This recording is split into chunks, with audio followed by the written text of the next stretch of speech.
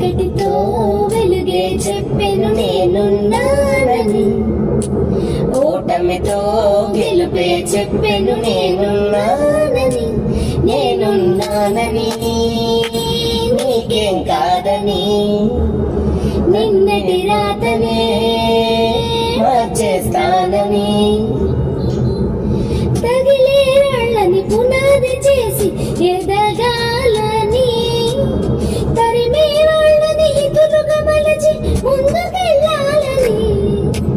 కన్నుల నీటిని కలల సాగుకి వాడుకోవాలని,